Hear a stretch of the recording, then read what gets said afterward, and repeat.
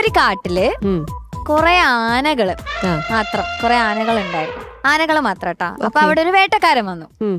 അപ്പൊ ആ വേട്ടക്കാരൻ വന്നിട്ട് ആനയെ വെടിവെക്കാനാണ് വന്നേക്കുന്നത്. ഓക്കേ. പക്ഷേ ആ വേട്ടക്കാരൻ വെടിവെച്ചത് ഒരു തത്തമ്മയായിരുന്നു.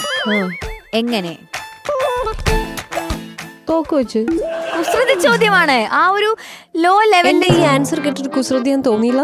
ഇല്ലാത്ത ഡയറക്റ്റ് ആൻസറിങ് അല്ലേ? തത്തയാണ്. ആനയുടെ പേരായിരുന്നോ തത്ത? ആണോ? ഏത് പട്ടിയായിട്ട് ഒരു ആനക്ക് തത്തപ്പാന്റെ പേരിടുന്നേ? ആനയ്ക്ക് എന്താ തത്തമ്മാന്ന് പേരിട്ടാ?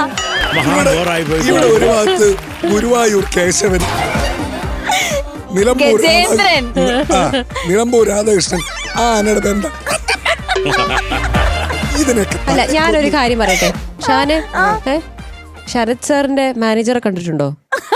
എന്താ വിളിക്കുന്ന അറിയോ? വാവാന്ന്.